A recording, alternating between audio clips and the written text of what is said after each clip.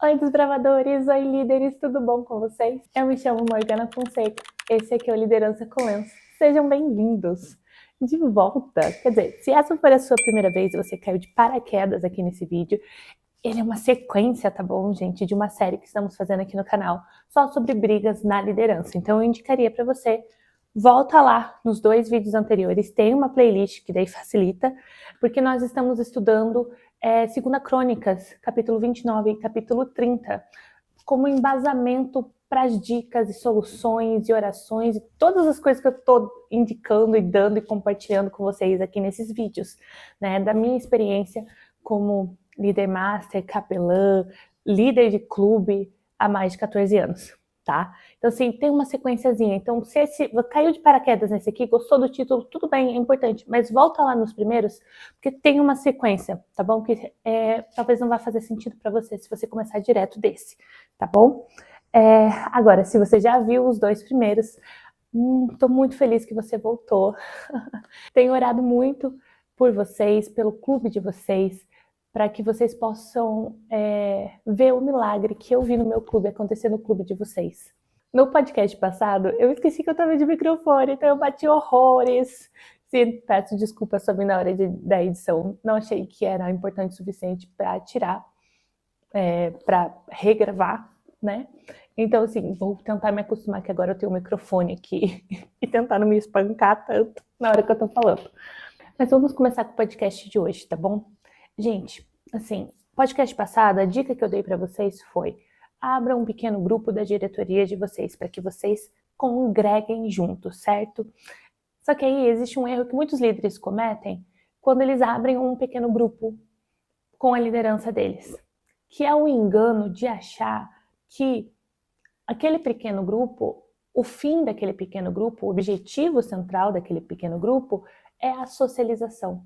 É vocês se tornarem um grupo coeso, é vocês terem a unidade, a amizade, é achar que você tem que acolher as pessoas para que os outros líderes se sintam e você também se sinta pertencente a um grupo, sabe? Não sei se isso é só coisa de milênio, minha geração, ou dos Gen Z, né? A geração Z também. Tem muito disso, assim, de me sentir pertencente. E eu acho que a gente olha muito para a igreja como esse lugar que vai suprir as nossas faltas, nesse lugar de socialização mesmo, de amizade, que a igreja tem que me prover um grupo onde eu me sinta aceito, acolhido, completo. E esse é o maior erro das nossas gerações, porque a gente acha que acolhimento e pertencimento é o ponto alto da nossa existência, né? Que as nossas diferenças e as nossas singularidades, elas precisam ter espaço para serem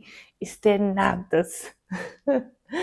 E eu preciso te dizer, não foi para isso que Ezequias, na Bíblia, chamou aqueles 14 sacerdotes para se santificar. Ele não chamou aqueles 14 sacerdotes para que ele tivesse um grupinho íntimo e apoio religioso para o trabalho político que ele tinha que fazer. Ele não chamou aqueles 14 porque ele precisava de uma liderança que fosse apoiá-lo e segui-lo e realmente andar com ele em toda a jornada de reino e de governo que ele teria. Então, não cometa o erro que a maioria dos líderes de desbravadores cometem ao achar que você está indo fazer parte de uma liderança de um clube e essa liderança tem que te acolher, tem que te pertencer, tem que ser um grande grupo de amizade forte, onde vai andar com, onde eles vão andar com você durante a sua semana, com quem você vai trocar mensagens, onde você vai se confessar e contar as coisas da sua semana e pedir conselhos e aquela história de melhores amigos, sabe, Friends? Friends, sabe, os 6 amigos ali que estão em todas as jornadas. Não, cara, não existe. Essa realidade aqui não existe na vida real, tá bom? Você não tem 6 amigos que andam com você durante 15, 20 anos, porque as pessoas têm filhos, as pessoas casam, as pessoas mudam de cidade, as pessoas vivem fases de vida diferentes da sua. E isso não significa que elas te amam menos, tá? Então, não traz para esse pequeno grupo as suas faltas e as suas carências exigindo que eles te preencham esse lugar que não é para isso. O pequeno grupo não é para isso, tá? E para que é esse pequeno grupo então, Morgana? Qual que é o foco desse pequeno grupo? Vamos para a Bíblia. Vamos ver o que foi que Ezequias, eu não sei se eu falei Ezequiel antes. Vamos ver o que o rei Ezequias, não o profeta Ezequiel, o que o rei Ezequias fez, a partir do momento que ele restabeleceu o culto no santuário, tá bom? Então vamos lá, abra sua Bíblia em 2 Crônicas, capítulo 30 agora, tá? Os 2 últimos vídeos nós estudamos o capítulo 29 e agora nós vamos partir para a sequência, capítulo 30. E diz assim, capítulo 30, verso 1. Depois disso o quê? Da restauração do serviço no templo. Depois disso, Ezequias enviou mensageiros por todo Israel e Judá. Escreveu também cartas para as tribos de Efraim e de Manassés para que viessem à casa do Senhor em Jerusalém para celebrarem a Páscoa ao Senhor, Deus de Israel. Então perceba, a primeira coisa que ele faz quando ele se torna rei é chamar esses sacerdotes para eles se santificarem, eles congregam juntos para que eles possam juntos restabelecer o culto no santuário de Deus, lá no templo que Salomão tinha construído, né? Aí, veja bem, olha o que está acontecendo. Depois que ele restabelece o culto, a primeira coisa que ele vai fazer não é uma reforma política, não é investir mais dinheiro em estrada, não é dar comida para pobre, não. A primeira coisa que ele vai fazer é falar, povo, venham para Jerusalém, porque nós vamos celebrar a Páscoa, ok? Só que quando você está lendo a sua Bíblia, você não pode só ler a sua Bíblia. Você precisa começar a fazer perguntas para o texto, ok? Vamos fazer perguntas para o texto? Primeira pergunta, Ezequias, por que a festa da Páscoa? Por que a festa da Páscoa? Tá? Porque isso vai nos responder muitas coisas, tá? Porque assim, se eu tô falando para vocês que o objetivo central de um pequeno grupo não é a amizade, pertencimento, acolhimento e você se sentir pertencente a um grupo e visto e acolhido e blá blá blá. Se você olhar para esse texto sem fazer perguntas, talvez você vai falar, mas Morgana, a primeira coisa que o rei Ezequias faz é chamar o povo para celebrar, para uma festa, get together, a gathering, para chamar o povo para ficar junto, para celebrar, para fazer uma festa, para se juntar num grande feriado nacional. Então, assim, como assim não é para ser sobre pertencimento? Não é para ser sobre amizade? No outro vídeo você falou que era sobre unidade, que o Espírito Santo precisava gerar unidade no clube de vocês, certo? E festa e amizade não vão gerar unidade? Sim, vão gerar unidade. Mas esse não é o objetivo central. Então percebe, no versículo, deixa eu ver, a partir do versículo 2 diz assim, ó, porque o rei, seus príncipes e toda a congregação em Jerusalém tinham concordado em celebrar a Páscoa no 2º mês. Não puderam celebrá-la no devido tempo, porque não se tinham santificado sacerdotes em número suficiente e o povo ainda não se havia reunido em Jerusalém. Então percebe que o rei Ezequias, ele adia a Páscoa para um mês à frente, porque ele queria fazer a Páscoa e tinha que ser a Páscoa. Porque a Páscoa acontecia no 1º mês do ano, tá bom? Do povo de Israel, 1º mês do ano do povo de Israel, entre o nosso março e abril ali, né? Então, o 1º mês do ano era para ser celebrada a Páscoa, tá? Eles vão celebrar no 2º mês do ano, eles adiam um mês. Mas no 3º mês do ano você tinha uma outra celebração, que era a festa das semanas, tá bom? Então, no povo de Israel, eles tinham 3 feriados principais de peregrinação, onde as pessoas saíam da sua cidade e iam para Jerusalém para comemorar. Páscoa, festa das semanas e Pentecostes, tá bom? Páscoa, comemorando a libertação do Egito, festa das semanas, a entrega da lei no Sinai, tá bom? E o Pentecostes era comemorando a proteção de Deus durante os 40 anos no deserto, ok? Então, assim, Percebe que tudo tem simbolismo, tá? Não podia ser qualquer festa, não era qualquer reunião que funcionaria, tá bom? Que valeria. Não era, tá? Tinha que ser a Páscoa. Porque, percebe, a Páscoa era para acontecer aqui, primeiro mês do ano. Eles adiam para o segundo. Só que no terceiro já tinha a festa das semanas, que é a comemoração da lei sendo entregue para o povo de Israel. Então, por que, se você tinha que adiar porque os sacerdotes não estavam prontos, adia mais um pouquinho, já tem uma outra festa para acontecer, porque se é só juntar todo mundo, se é só juntar todo mundo, por que não juntar todo mundo ali, em torno desse objetivo aqui? Porque a mudança não começa pela lei. Porque ninguém é convertido ao comemorar que a lei foi entregue. Mas as pessoas se convertem ao entender a centralidade da Páscoa na vida delas. Entender que Jesus foi entregue como Cordeiro de Deus para nos salvar dos nossos pecados. Ninguém é salvo pela lei. As pessoas são salvas pela graça. Você não vai ser salvo pelas suas amizades, por se sentir acolhido ou se sentir pertencente a um grupo. Você vai ser salvo quando a cruz estiver centralizada na sua vida. Quando o Senhor Jesus for a fonte da sua alegria, do seu pertencimento, da sua identidade, de tudo. Quando ele for o seu tudo. E o rei Ezequias entendia isso antes de Jesus vir à terra. Ele nem sabia que Jesus viria. Ele não tinha noção da graça que nos seria entregue pela mão de Jesus, pela vida de Jesus, Deus que se fez homem. E ainda assim ele entendia que qualquer coisa que ele quisesse começar na vida dele tinha que ser centralizado na cruz, tinha que ser centralizado no sacrifício do Cordeiro, no Deus que foi até o Egito e buscou o povo que estava perdido e escravizado. Não foi o povo que buscou a Deus, foi Deus que buscou o povo. Foi Deus que resgatou o povo, foi Deus que libertou o povo. E ele sabia que qualquer mudança que ele quisesse passar para o povo, para que aquele povo decidisse se santificar, para que aquele povo decidisse mudar o caminho dele, para que aquelas brigas acabassem, ele entendia que o que ele tinha que ensinar para aquele povo era a centralidade da graça. O que a diretoria do seu clube precisa lembrar é que vocês não estão ali por bottom, por ranking. Vocês não estão ali para serem vistos.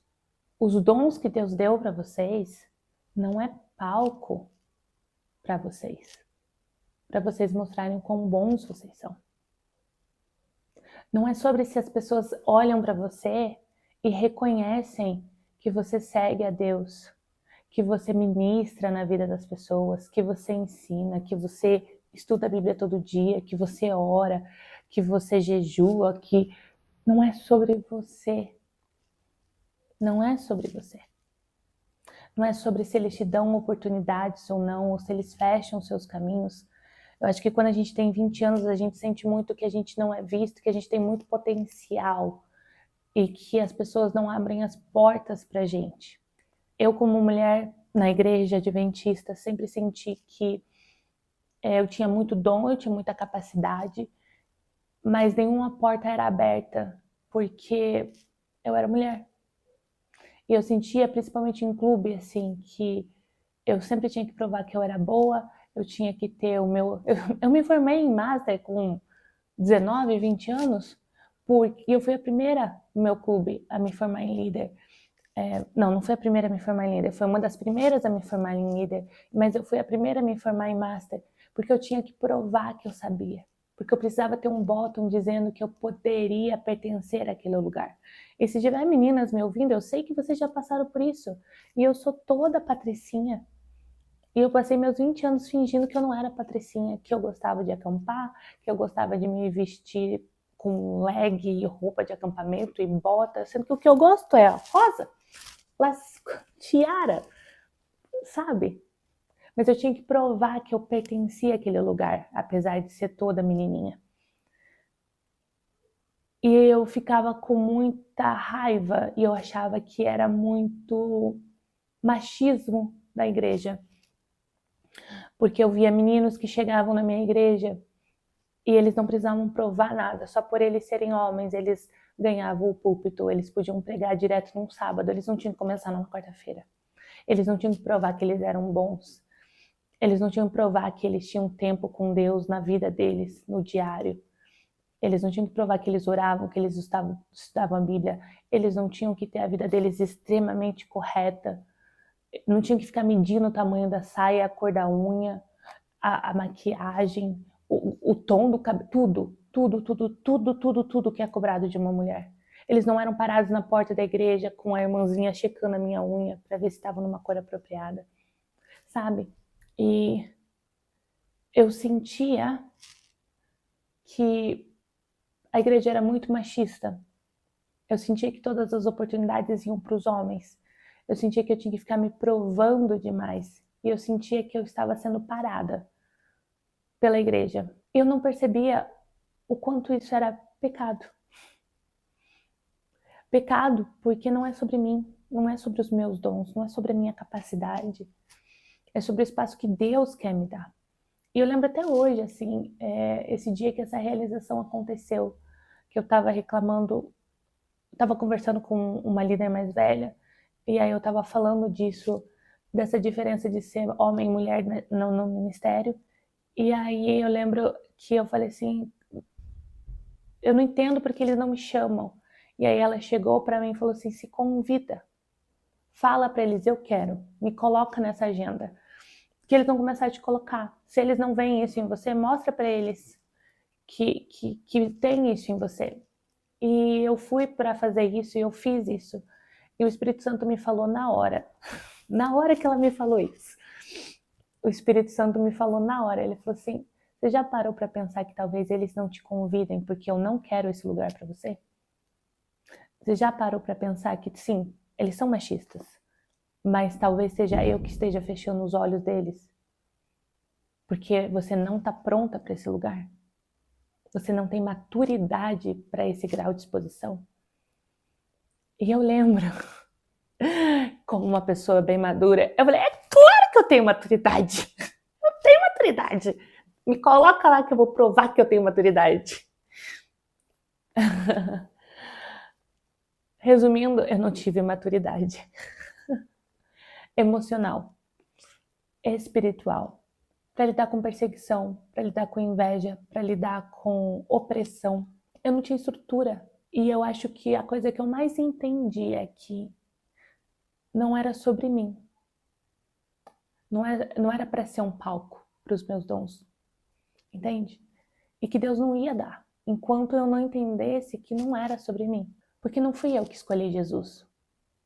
Apesar de todas as vezes que eu orei para Deus e falei, me dá esse ministério.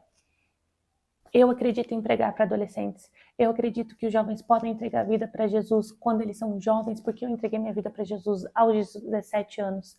Eu entreguei minha vida para Jesus aos 17 anos, eu li a Bíblia, eu permaneci fiel. E eu sempre fui muito intensa e muito honesta com Deus.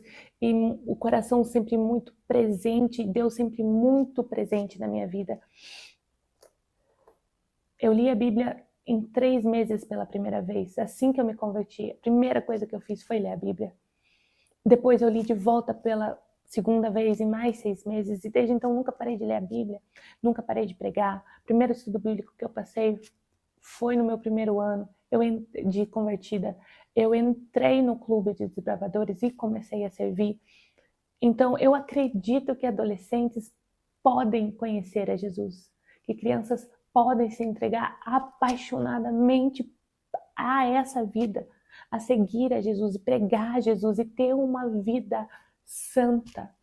Que eles não precisam sair da igreja, porque eu não saí da igreja. Porque eu sei o que é ser apaixonada por Jesus. Mas eu preciso entender, e talvez você precise entender isso também. Não é sobre o meu esforço. Não fui eu que fui atrás dele. Foi ele que me resgatou. É aquilo que a Bíblia fala. Nós o amamos porque ele nos amou primeiro. Porque ele nos resgatou da maldição da lei, sabe? Da maldição que era falar, não matarás. Então eu não vou, se eu matar uma pessoa com as minhas palavras, se eu invejar uma pessoa no meu coração, se eu desejar alguém que não me pertence, eu já não cumpri a lei. Então Deus nos libertou dessa maldição, da gente não conseguir cumprir a lei. Então a gente não é salvo pela lei, porque ninguém cumpre lei. A gente é salvo pela graça. Porque é aquilo que Jesus fala em João 15, do 16 ao 17. Eu vou até ler para vocês. Não foram vocês que me escolheram, pelo contrário, eu os escolhi e os designei para que vão e deem fruto, e o fruto de vocês permaneça, a fim de que tudo o que pedirem ao Pai em meu nome, Ele lhes conceda. O que eu lhes ordeno é isso, que vocês amem uns aos outros. O dia que você entender que Jesus chamou primeiro, mesmo que você tenha nascido crente, mesmo que você tenha nascido adventista, mesmo que a sua vida tenha sido muito protegida, mesmo que você tenha aprendido a seguir Jesus desde a barriga da sua mãe, é pela misericórdia dele que você nasceu numa família crente, que você nasceu num país onde ser cristão faz parte da nossa sociedade. É pela misericórdia dele, pela graça dele de te buscar, que você pôde nascer num lugar onde desde sempre você aprendeu sobre ele, aprendeu como ele te escolheu. E isso faz total diferença. O rei Ezequias, ele não escolheu a festa da Páscoa por escolher, porque ele entendia que ele era rei por direito de nascença. Sim, ele era rei por direito de nascença. O pai dele foi rei, ele é rei. Mas ele entendia que se ele quisesse trazer o reino de Deus para essa terra, tem que começar pela graça. Porque a regra que Deus deu pra gente foi: ame o seu próximo como eu amo você. Se você diz que me ama, lá na primeira carta de João, se você diz que me ama, mas odeia o seu próximo, você mente. Você não me ama, você não me conhece, você não tem um relacionamento de profundidade comigo, você não conhece o meu caráter. Se você não consegue amar a minha igreja, se você não consegue amar o seu irmão de forma sacrificial, de forma ágape, profundamente. O amor ágape, ele não é o nosso amor por pizza. O amor ágape é um amor que não acaba, não aumenta e não diminui. Ele é um amor constante, porque é o amor de Deus. O jeito que Deus te ama hoje é o jeito que Deus vai te amar quando você estiver no céu perfeito. Hoje, você é cheio de pecado. É a forma como Ele te ama hoje. Na mesma medida, é a medida que Ele vai te amar quando você estiver no céu perfeito. Porque o amor de Deus não aumenta e não diminui, porque o amor de Deus não é sobre o quanto que a gente pode dar para Ele, ou quão perfeito a gente é. O amor de Deus não é sobre mérito, Ele é amor, Ele é o amor perfeito, e o amor perfeito, no amor perfeito não existe medo. Medo do quê? Rejeição. Porque no amor perfeito não existe o medo de que o amor vai acabar, de que um dia você vai fazer algo ruim o suficiente para ele deixar de te amar. Quando a Bíblia diz que a gente foi adotado por Cristo, né, que Jesus morreu para nos dar o direito de sermos adotados pelo Pai e assim nos tornarmos filhos de Deus, Deus não é um casal rico que adotou uma criança para provar que eles são bons. E aí a criança chega e tem um TDAH muito doidinha, e eles não dão conta e eles devolvem a criança. Porque não era o que eles esperavam. Deus sabe exatamente a podridão do seu coração. Ele sabe exatamente quais são os caminhos piores que você vai escolher na sua vida. Todos os que você vai trilhar. Se um dia você decidir matar alguém, Deus já sabe. E Ele vai te amar naquele momento da mesma forma que Ele vai te amar no céu quando você for perfeito. Um assassino que hoje está preso ou que está lá matando, Deus está fazendo o mesmo esforço para converter ele do que Ele está fazendo para te converter. Porque Deus ama aquela pessoa, apesar de toda a podridão que tem dentro dela. Entende? E o amor de Deus não aumenta e não diminui, o amor de Deus é constante. E nessa constância existe paz, existe segurança. Porque aí a gente tem espaço para aprender, porque as pessoas aprendem errando. O ser humano aprende errando, batendo a cabeça, refazendo. Por isso que a gente tem tanto verso na Bíblia do o crente, se o crente cair 70 vezes, ele levanta 70 vezes. Porque Deus não tem problema com o erro. Deus tem problema quando você senta no erro e fala, não tento mais. Então, essa reunião, esse pequeno grupo, não é para você se sentir acolhido nos seus pecados, nos seus erros e se juntar com as pessoas que têm os mesmos pecados que vocês e vocês ficarem passando a mão um na cabeça do outro e falando, tudo bem, a gente é podre, pecador, assim acontece. Então a gente também não precisa incentivar as crianças a serem melhores do que a gente, porque se eles forem melhores que a gente, vai provar que a gente podia ter feito melhor. Então se a gente vê alguém pecando, a gente fala, tudo bem, tá tudo certo, tranquilo.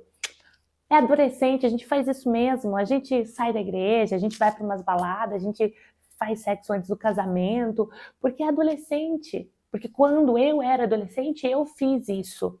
Então, se esse adolescente que eu estou discipulando fizer, passa pano para mim. Então, quer dizer que eu estou desculpada, porque todo mundo faz. E aí a gente cria um ambiente onde é mais importante a gente se sentir acolhido no nosso pecado e falar, tudo bem, Deus te ama. Tudo bem que você fez errado, apesar de ter 30 mil versículos falando não faça isso. Apesar de você ter crescido ouvindo não faça isso. Isso vai gerar consequências. Consequências ruins. Não é o plano de vida que eu tenho para você. Se comprometa o seu coração em seguir o que é certo. Mas a gente prefere passar a mão na cabeça. E a gente quer um pequeno grupo onde a gente vai confessar os nossos pecados, as pessoas vão olhar pra gente e falar, tudo bem, tá tranquilo, eu também pequei, então sim, eu vou passar a mãozinha na sua cabeça, porque aí passo na minha ao mesmo tempo, entende? Solução para pecado é arrependimento. Só que arrependimento quem dá é o Espírito Santo, a gente já falou disso. O único que conhece a doença é o médico. O médico dos médicos é Jesus. A doença é o pecado. Ele é o único que tem a cura para o pecado. É por isso que a gente começa pela Páscoa. Porque a gente precisa lembrar que a gente é pecador. E que a Bíblia diz que sim, nós fomos empoderados pelo Espírito Santo através da morte de Jesus a vencer o pecado, a não sermos escravizados pelo pecado da fofoca, pelo pecado da briga, pelo pecado da vaidade, pelo pecado de querer ser estrelinha, de ser visto, lembrado, aplaudido. Do nosso ego ser a coisa mais importante nesse clube. Não, mas eu faço por amor. Mas no final do ano, se o meu nome não for citado, eu vou sentar com a minha terapeuta uma sessão inteira para falar de como aquela pessoa é ingrata e não consegue agradecer, porque não conseguiu me agradecer por uma coisa do ano todo, de tudo que eu fiz, não conseguiu agradecer uma coisa. Aquela pessoa está em pecado, porque aquela pessoa não consegue agradecer. Mas o que a Bíblia fala? Que a sua mão faz, sua mão esquerda faz, a sua mão direita não lembre. Façam por amor a mim, Deus fala. Para que o meu nome seja glorificado. Que é aquilo que Jesus vai falar, luz do mundo, né? Mateus 5,16, né? Assim brilhe também a luz de vocês diante dos homens, para que vejam as boas obras que vocês fazem e glorifiquem o Pai de vocês que está no céu. Mas percebe? Vejam as boas obras que vocês fazem, mas glorifiquem o Pai de vocês que está no céu.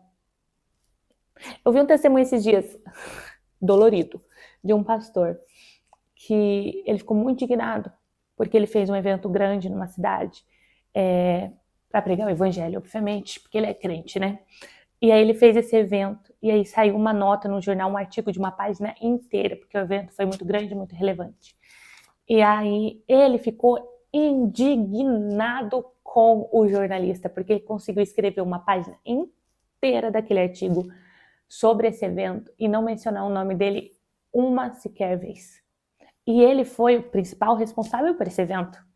Ele era o chefe de tudo. Como que o nome dele não foi mencionado? Ele estava orando e ele estava muito indignado. E aí o Espírito Santo falou para ele, você está chateado porque o seu nome não foi mencionado nesse artigo? Tudo bem, eu entendo.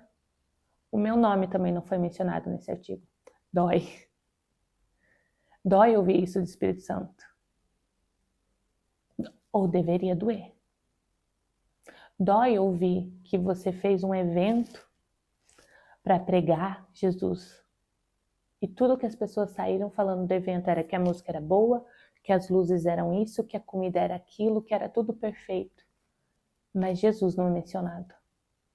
Ou pior, as pessoas lembram o seu nome.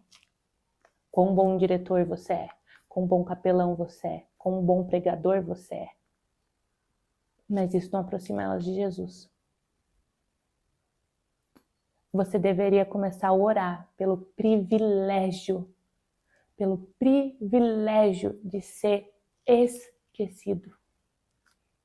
Para que as pessoas vejam a luz que você brilha e glorifiquem a Deus que está nos céus. Para que quando elas olhem para você, para o seu ministério, para as coisas que você está fazendo, para o seu clube, e elas vejam Deus. E o coração delas seja constrangido para Deus. E elas queiram conhecer esse Deus que você prega. Você está pregando a cruz de Cristo? Ou você está pregando a sua administração perfeita de clube? Ou você está pregando os seus eventos maravilhosos? O que você está pregando? Você está fazendo reuniões só para você se sentir amado porque os seus pais não te amaram quando você era criança? Se os seus pais não te amaram quando você era criança, bem-vindo ao clube, gente, pelo amor de Deus. Vai estudar sobre a adoção de Deus. Ele te adotou, você é filho, você é herdeiro, privilegiado. Era para as pessoas terem inveja da sua vida, da sua proximidade com Deus, porque Ele é teu pai. E eu não estou falando de dinheiro, eu estou falando de acolhimento, de identidade, de amor, de proteção, de segurança, de se sentir tão seguro que você não sente medo de rejeição, que você não fica o tempo todo achando que se você errar, se você não dá conta, se você não conseguir converter uma pessoa que não é nem o seu trabalho, converter ninguém, é do Espírito Santo, você não vai ser salvo. Porque essa semana eu perdi a paciência com o meu irmão, com a minha mãe, com a minha esposa, eu não vou para o céu porque eu falei mal dele. Entender que você é filho, entender que você é amado, que você é acolhido, é entender que a sua salvação está segura no amor e na pessoa de Jesus Cristo, porque Ele não muda. E se Ele não muda, se você está seguro, se você é amado, você não precisa do acolhimento de pessoas. Você não precisa de um grupinho que te aprove e diga que tudo muito massa tudo que você faz. O que você precisa é de uma liderança que consiga criticar, que consiga ter voz sobre a sua vida e falar: isso aqui não foi legal, mas isso aqui foi, isso aqui a gente pode construir junto, isso aqui a gente pode melhorar. Eu estou ouvindo isso de Deus, será que você me dá espaço para trabalhar? Será que você sai da frente e deixa eu pregar, apesar do seu conselheiro não ser tão bom, não ser tão experiente, não ter tanto estudo da Bíblia? Será que você deixa ele ir para o palco, porque é no palco que Deus treina os despreparados? Ou você quer tanto o palco, você quer tanta primazia que você não consegue sair de lá, porque você quer tanto essa aprovação? Entende? As brigas do seu clube só vão acabar quando você entender a centralidade da cruz, da graça na sua vida, porque ninguém é salvo por lei. E Ezequias, antes de Jesus, entendia isso e você não consegue entender. Você tendo acesso a The Chosen, que mostra Jesus como homem, pessoal. Você com acesso à Bíblia na sua linguagem todos os dias na sua casa, com 30 mil versões. Você indo para a igreja todo dia. Você tendo acesso a pregações no YouTube. Você não consegue entender a coisa mais básica do Evangelho, que você é salvo pela graça de Cristo, que é dom de Deus e não dos homens. A gente vai encerrar esse vídeo por aqui. Não era o que eu tinha planejado, mas é o que o Espírito Santo planejou. Eu vou orar por vocês. E na próxima semana você volta aqui. E aí eu vou te dar as dicas práticas de como colocar a cruz dentro do seu clube, como parte focal da sua liderança. Mas é que não tem como dar a cruz para os outros se ela não está na sua vida. Não dá para você ensinar aos outros algo que você não vive. Porque não tem unção, não tem verdade, não é validado, sabe? Sabe por que Deus não me entregou o palco quando eu tinha 20 anos para pregar e fazer tudo o que eu queria? Não é porque ele era machista. É porque eu não tinha experiência real com ele. É porque eu não tinha vivido o que eu queria pregar. Porque a minha pregação era teoria, era teologia, mas não era vida vivida. Não era fogo passado, não era deserto. E existe poder no testemunho. Porque Jesus chamou os discípulos para testemunhar. Sejam minhas testemunhas até os confins da terra. Sejam as minhas testemunhas e façam discípulos que vão ser minhas testemunhas. Testemunho do que vocês vivem comigo. Deus não nos chamou para pregar. Ele nos chamou para testemunhar o que a gente vive. Não dá para você levar a cruz para o seu clube se você não tem a cruz na sua vida, centralizada na graça de Cristo. Pai querido, Deus amado, louvado seja o seu nome, Senhor, porque Tu és Deus eterno, santo e poderoso. Porque o Senhor trouxe essa mensagem, o Senhor abriu o meu coração e o meu testemunho, Pai, para essas pessoas que eu não conheço. Porque o Senhor deseja, Senhor, gerar vida nesses clubes que eu não conheço. Porque o seu desejo é trazer as pessoas para próximo de Ti. Porque o Senhor conhece cada uma das pessoas. O Senhor sabe o nome de cada uma delas. O Senhor, através do seu Santo Espírito, lembrou cada uma delas desse canal pequenininho no YouTube, no cantinho remoto do Spotify, para que elas salvassem e para que elas voltassem, porque o Senhor tinha lições para ensiná-las, Senhor. Não pelo meu mérito, Pai, mas pelo seu amor, pela sua graça misericordiosa que alcançou elas, Senhor, na podridão do coração delas. Porque a sua graça, o seu amor que constrange, Senhor, eu oro para que Ele possa constranger o coração deles agora, Senhor, para que eles possam ser confrontados, Senhor, com a meritocracia deles, Pai.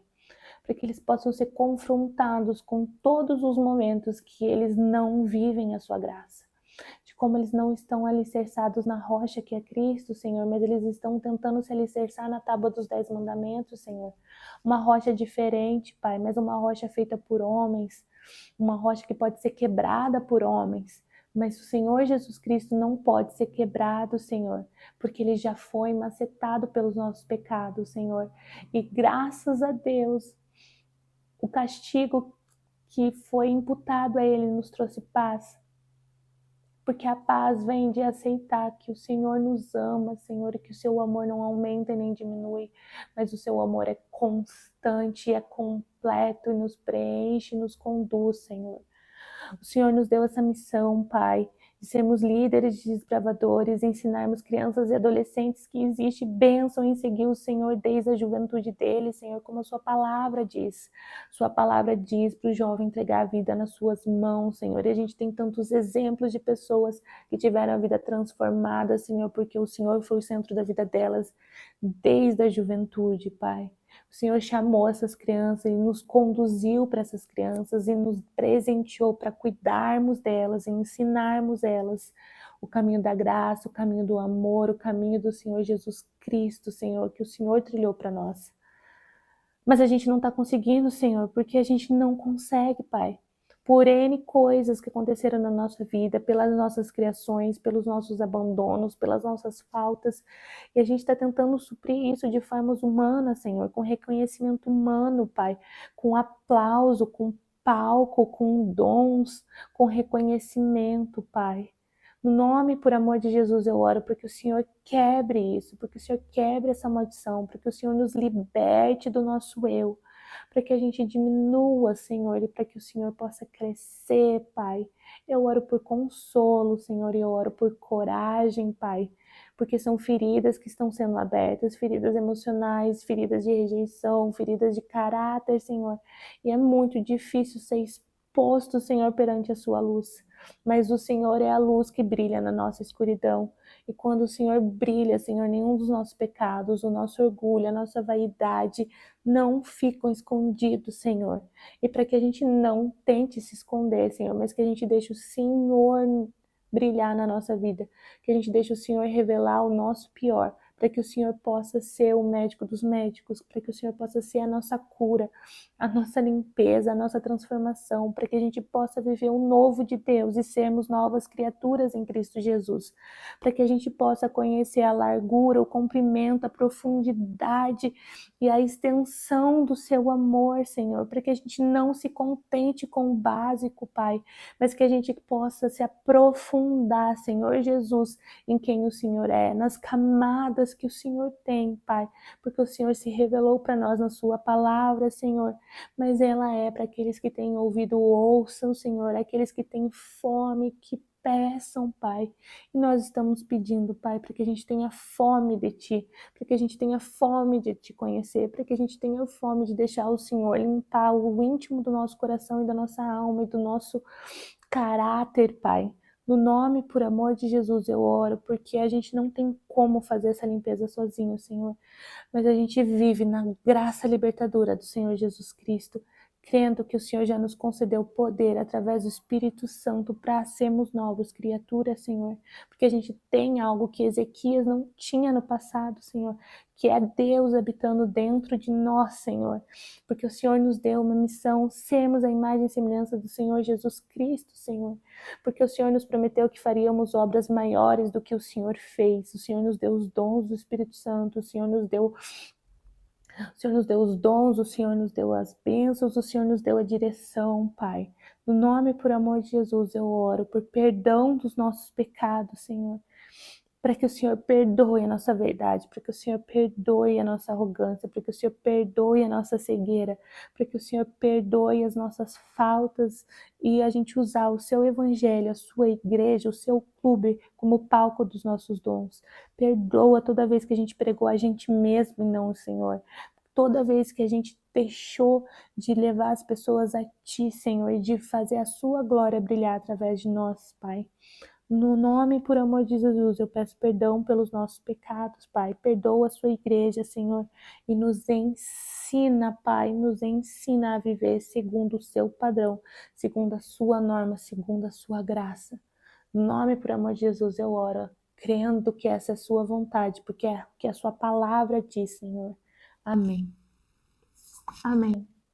Volta aqui semana que vem, e aí eu vou te dar dicas práticas de como levar essa graça para suas crianças, levar essa cruz centralizada na vida delas e aproveitar cada oportunidade para pregar o reino de Deus, porque Ele vem, no nome do Senhor Jesus, amém. Beijinho, gente, até a próxima quinzena, tchau!